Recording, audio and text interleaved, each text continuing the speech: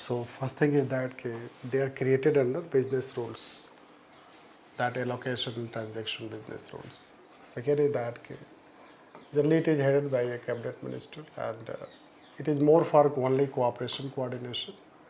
So it will be more related to implementation.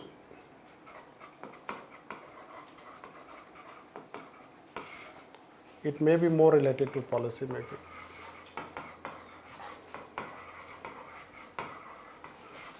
Although there is no such clear demarcation of line. Now it is empowered to take a decision. So it can take a decision subject to overriding power by cabinet, which I mentioned, subject to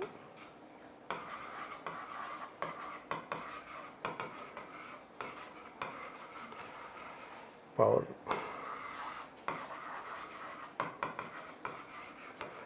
by cabinet.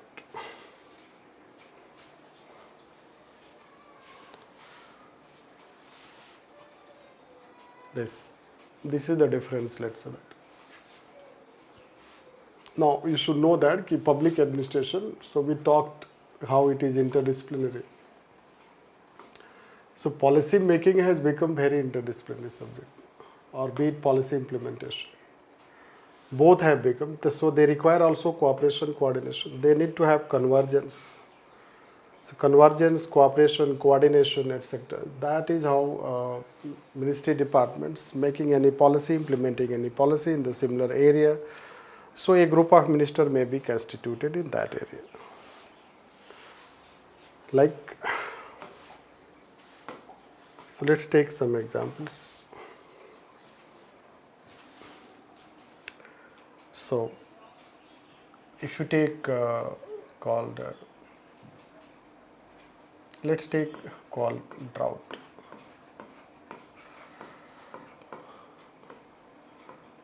So drought comes under jurisdiction of Ministry of Home Affairs. Means as a disaster. If drought has to be declared as disaster,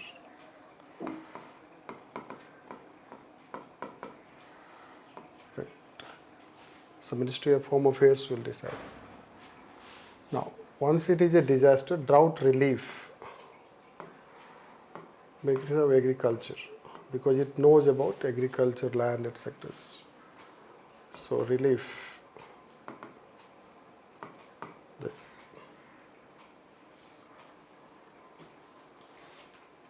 Then at the same time, let's say that you have relief, any relief is decided. How it is decided? So Ministry of Finance also comes. Right. Rather, a committee is formed. Drought is also related with a different, let's say that, level of assessment and other such aspect. It will also bring to some extent Ministry of Rural Development. Right. We had Ministry of a separate ministry for water resource.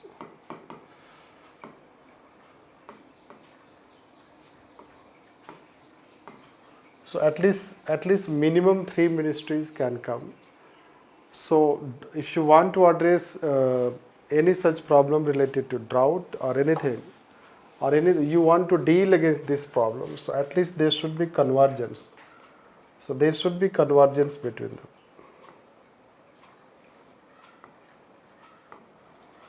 For this convergence, a group of ministers can be constituted. So there can be a group of ministers. This is one situation. Let's take a very ideal, very important problem. So we have this.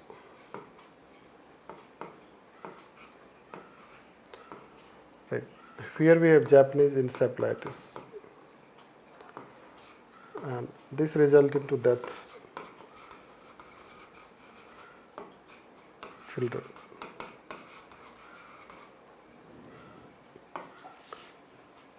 Now suppose it is a problem which, let's say, is at UP. UP means here we have not included a state. So UP it is, but it may come under, let's say, Ministry of Health. The Ministry of Health would like to take some initiative to address this problem. But Ministry of Health alone cannot deal this problem. Why? Why it cannot deal?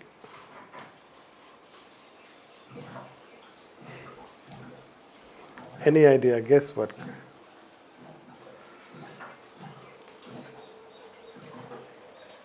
No idea.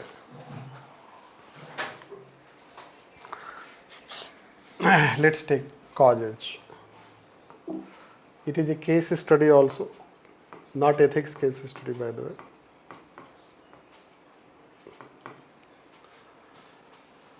So, what are the causes of this? Do you know causes? Soil. So, soil, let's say that of that Gorakhpur, it has moisture. Has a particular temperature. It is at particular temperature, let's, and it is a paddy growing area.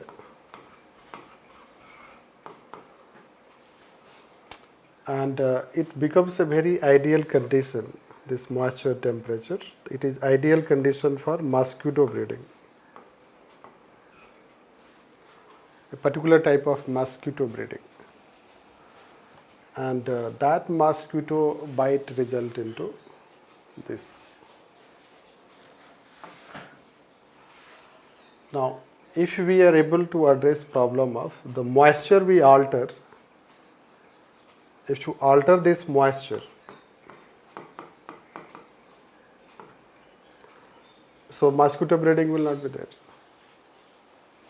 What Ministry of Health will be doing? Here you will try to maintain health, cylinders, oxygen, etc., medicine you will provide. But it is not addressing the root cause. It will not address. You have to address, alter the temperature. That demands drying.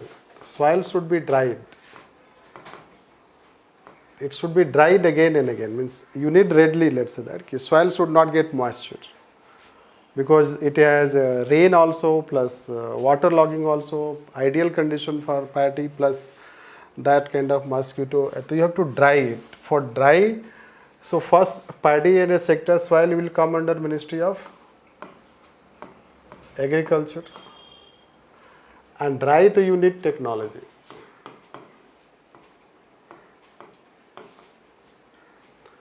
And who can bring that technology?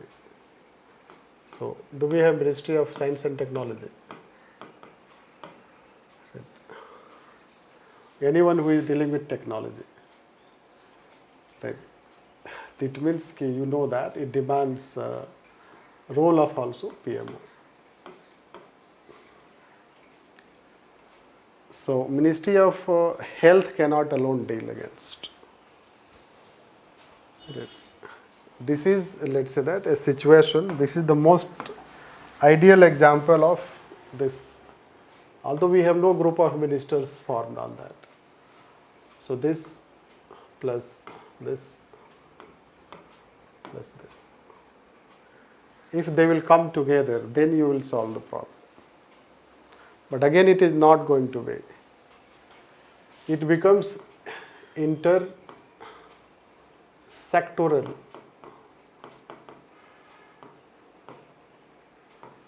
It is called inter-sectoral coordination. And with that, we need help with UP government. It is called intergovernmental.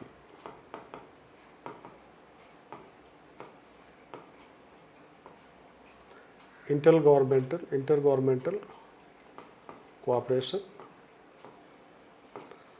and coordination.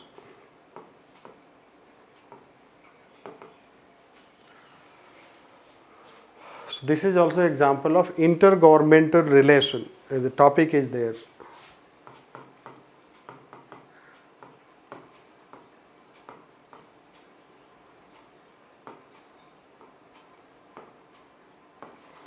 Intergovernmental relation. It is also an example of multi levels of governance.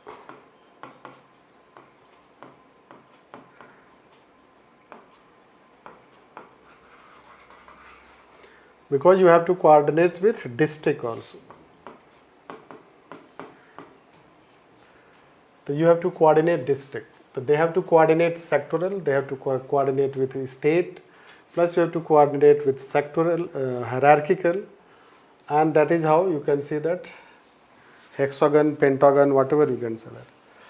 Anyhow, so it is a kind of horizontal, vertical, diagonal. We told at certain point.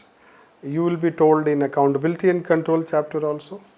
So today there is a need for multi-level of governance. Right? Not a single hierarchical system. The simple hierarchical system will not work.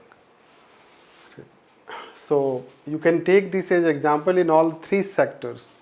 Group of minister, this, plus intergovernmental, plus multi-level governance. Right. And then one's problem solution demands such a level of coordination, and hierarchical system will not work. Traditional hierarchical system. And that's why there is a governance approach needed. Anyhow.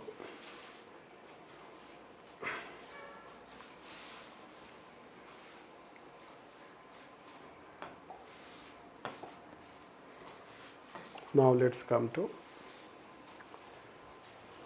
group of ministers, empowered group of ministers.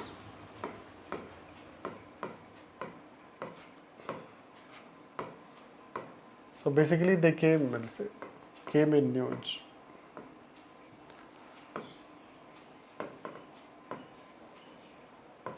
And controversy.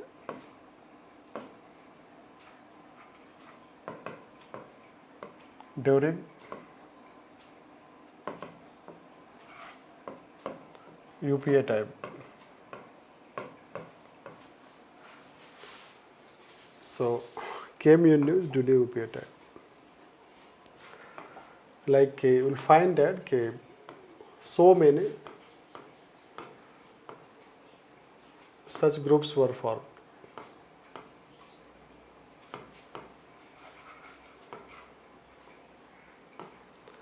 So many such groups were formed. A minister headed several group of ministers like P. Chidambaram. So P. Chidambaram headed 12 group of ministers. 12 group of ministers. So he can be told as minister of group of ministers. Right. And I have one news which says that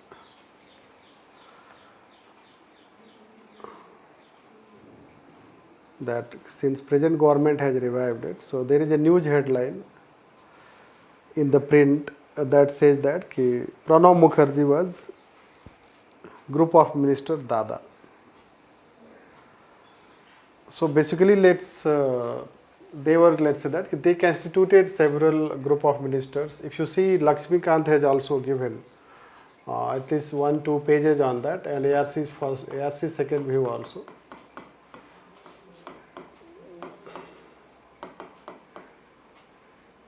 So anyhow, so there are number, let's say some mention 20, some mention 30. So it depends who is mentioning how much. So number of group of ministers were constituted, even 12, let's say that. Then it was for empire building.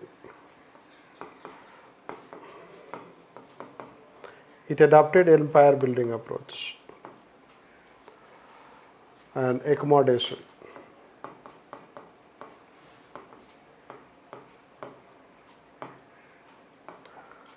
Accommodation.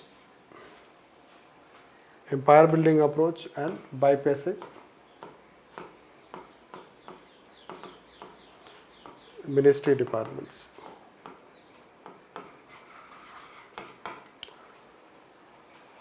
So you should know that it is for convergence, cooperation, coordination, but they become themselves basis for lack of coordination, lack of communication. Accidental Prime Minister book and Sanjay Baru writes that even there were no communication between Prime Minister P. Chidambaram and Pranab Mukherjee.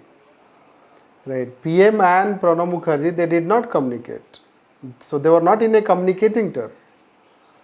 So it was a kind of accommodation. That is how, let's say, since Manmohan Singh became PM, so he became PM. So on his candidature as a PM, there was less problem in the leaders because it did not satisfy anyone's ego.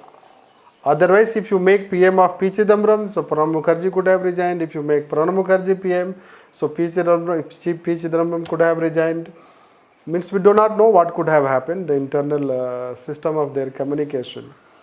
But on Prime Minister, so when Pranab Mukherjee, Manmohan Singh was made Prime Minister, so other major ministers were accommodated by giving, let's say, different types of roles, like say group of ministers. That is how it became empire building, accommodation. And then let's say that it becomes symbol of, so GOM and became symbol of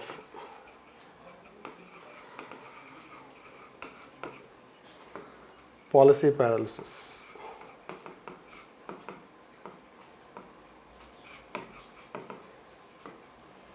Paralysis. So when they became symbol of policy paralysis, then new government came to power. So it abolished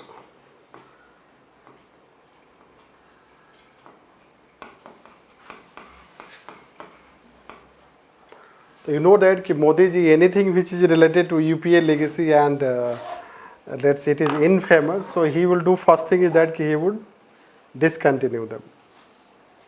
So group of ministers, empowered group of ministers were abolished because they were considered a symbol of policy paralysis. Then we could have not been teaching it, abolished, so it's let's end it. Right. So let's say that they were abolished, but government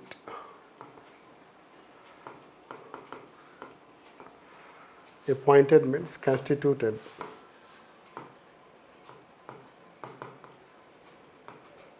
with a different name.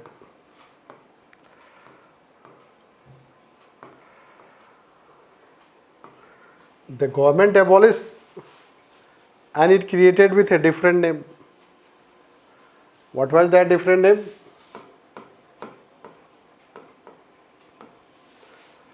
So, University IGP. Anyhow, Integrated Government Panel. The government changed the name of group of ministers. It constituted Intergovernmental Panel. So, Intergovernmental Panel, this is how government created. And prominent Intergovernmental Panel was a Namami Gange.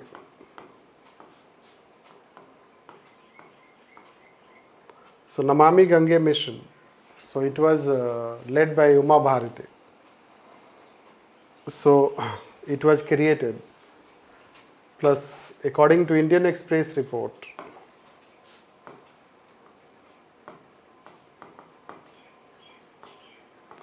government had over 15 intergovernmental panels, informal. So, informally it created so that it should not show, so that it is not manifested that they have been created. Right. But how long government can avoid this or that tactics?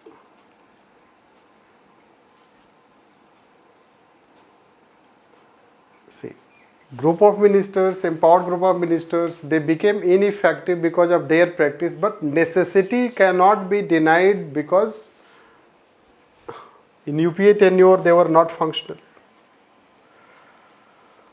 Right. This. Hence now government has openly come up with group of ministers. Right. And it has created group of ministers. And when it has created group of ministers, so now it is being said that it is now reviving the UPA era. But it is not reviving, it is like, it is necessity. So this is how we have to write it. So let's write on that. Although the present government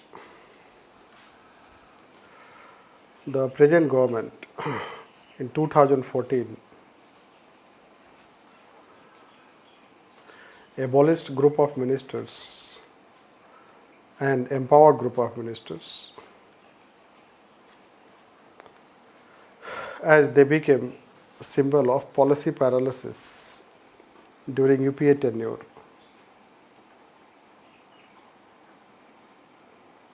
UPA tenure.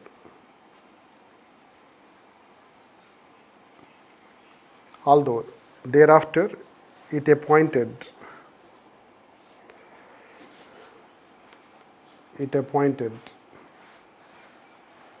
intergovernmental panels such as a Namami Gange,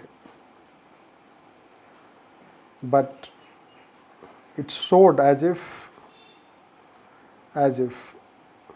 GOM and empowered group of ministers were legacy of Congress, UPA government with policy paralysis. Policy paralysis. Because during UPA tenure, between 2004 to 12, it is reported that there were 39 empowered group of ministers and group of ministers. 39 empowered group of ministers and group of ministers, of which 24 were headed by Pranab Mukherjee. 24 were headed by Pranab Mukherjee.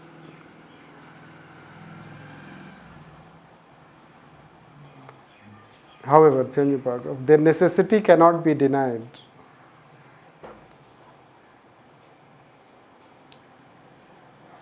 Necessity cannot be denied.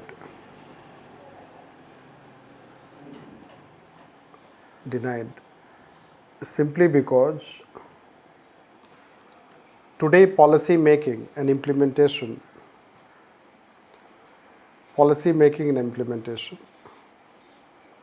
demand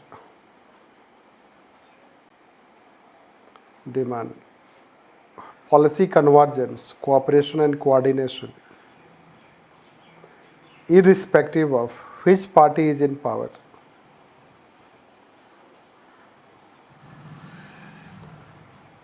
Irrespective of which party is in power.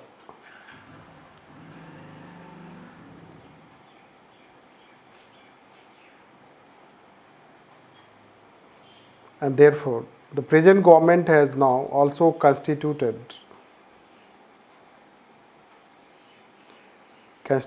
group of ministers.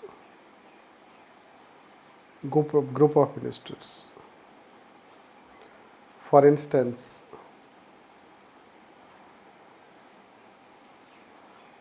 group of ministers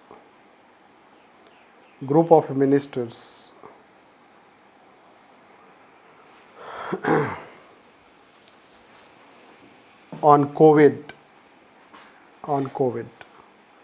There are two group of ministers on COVID. One for implementation of COVID, headed by Health Minister, and another headed by Home Minister.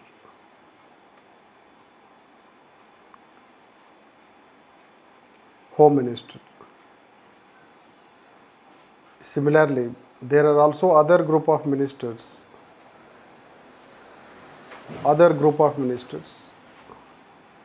like one on innovation and defense related,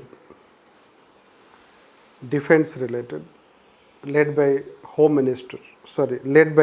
defense minister. And therefore, as far as concept of group of ministers or empowered group of ministers is concerned, it is not a bad concept. It is not a bad concept. Even ARC second has recommended for continuity of such practice.